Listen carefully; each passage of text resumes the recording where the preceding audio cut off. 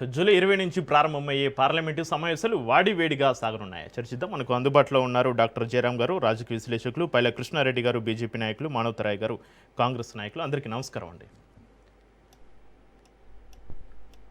జయరాం గారు, ఢిల్లీ వేదికగా దేశ రాజధాని మరోసారి రాజకీయ రణక్షేత్రం కాబోతుందా? నిన్న జంతర్ మంతర్ సాక్షిగా సోనం వాంగ్చుక్ దీక్షను పోలీసులు భగ్నం చేసిన విధానం ఒకసారి చూసినట్లయితే రేపు ప్రారంభం కాబోయే పార్లమెంటు వర్షాకాల సమావేశాలకు సరిగ్గా 24 గంటల ముందు రాజకీయ అగ్ని రాజేసిందని చెప్పొచ్చు.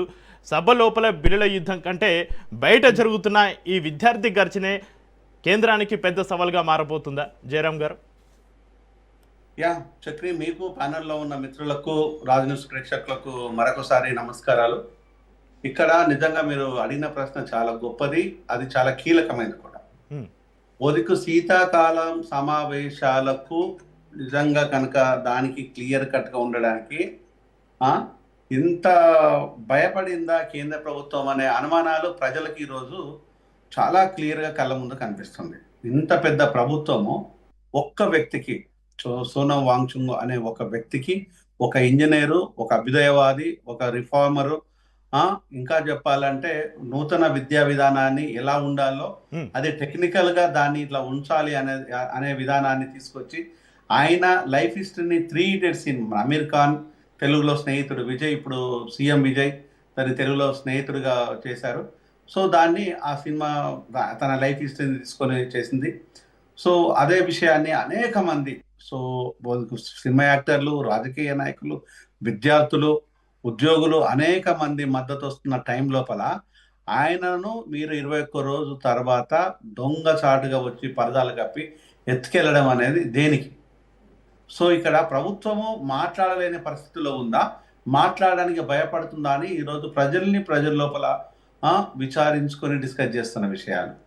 నిజంగా ఇంత భారత ప్రభుత్వం అనేది ఒక గొప్ప ప్రభుత్వము, గొప్ప విధానముతో ఉన్నది. ఇదే సోనం వాంగ్చుక్ వాళ్ళ ఫాదర్ 1970s ఆయన నిరాహార దీక్ష చేస్తే అప్పుడు ప్రధానమంత్రిగా ఉన్న ఇందిరాగాంధీ గారు వెళ్ళి ఆయనతో డిస్కస్ చేసేసి ఆయనను విరమింపజేసేసి తన మద్దతు పలికించిన ఒక ప్రధానమంత్రి.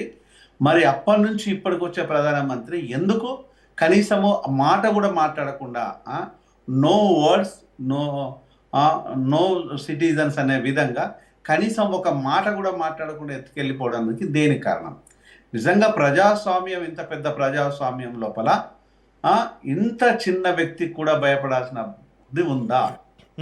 అంటే రేపు మీకు శీతాకాల సమావేశాలు, ఈరోజే ఏమొచ్చేసింది? ఆయన దగ్గర పోయి మాట్లాడవచ్చు కదా, ఆయన ఏం చెప్తాడో వినొచ్చు కదా. ఆయన ఏంది, ధర్మేంద్ర ప్రధాన్ని ఆయన ఒక మినిస్టర్ని అవినీతి పరమైన విషయాలు కావచ్చు, లేక ఇక లీకేజీల విషయాలు కావచ్చు, విద్యార్థుల జీవితాలను ఇబ్బంది పడుతుంది కాబట్టి ఆయనను టర్మినేట్ చేయండి, లేదు అనుకుంటే మార్చండి, లేదు అనుకుంటే ఇంకేదైనా మాట్లాడవచ్చు, ఏదైనా చేయవచ్చు. ప్రభుత్వం మీ చేతిలో ఉంది కాబట్టి మీరు ఇది కాదు ఇది అవును మేము ఉంచము అనే విషయాన్ని ఏదైనా చెప్పొచ్చు. కానీ చెప్పలేకపోవడానికి కారణం ఏంది అంటే ఈరోజు భారత ప్రజల మీద లెక్కలేదా?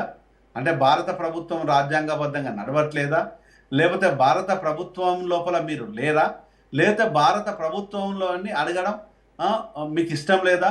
లేకపోతే అడగకూడదు అనుకుంటున్నారా? లేకపోతే మమ్మల్ని ప్రశ్నించొద్దు, మేము ఏకఛత్రాధిపత్యం వహిస్తుంటాము, మేము చేసిందే చట్టము, మేము మాట్లాడిందే న్యాయము, కాబట్టి మేము మాట్లాడకుండా కూడా ఎత్తుకపోయి మీ నోట్లు మూపించగలము అని అనుకుంటున్నారా? ఎంత బాధాకరమైన విషయం. జయరాం గారు, మరోవైపు కాక్రోచ్ జనతా పార్టీ చలో పార్లమెంటు పిలుపునిచ్చింది. రాజధానిలోకి ఎంటర్ అయ్యే వివిధ మార్గాలను కూడా హై సెక్యూరిటీ జోన్లుగా ప్రకటించినటువంటి పరిస్థితి. ఇటు జంతర్ మంతర్ కావచ్చు, పార్లమెంటు ఏరియాలోనూ భద్రతను కట్టుదిట్టం చేసినటువంటి పరిస్థితి. ఎస్, అంటే ఈరోజు ఒక కామన్ మ్యాన్కి, ఇంకోటి మీకు కాక్రోచ్ జనతా పార్టీ తీసుకున్న నిర్ణయం కావచ్చు, పిలుపునిచ్చిన విధానం కావచ్చు, వాళ్ళంతా యూత్, వాళ్ళంతా జెన్జీ. వాళ్ళకు ఒక పార్టీ లేదు, ఆఫీసు లేదు, ప్రజల లోపల వాళ్ళు వెళ్ళలేదు, ప్రజలను వాళ్ళు ఏమాత్రము వాళ్ళను మమేకం చేయలేదు. ఈరోజు సమస్య అనగానే ప్రజలంతా అక్కడ వచ్చి వాళ్తున్నారు. దానికి మీరు ఆన్సర్ చేయకపోతే ఎట్లా?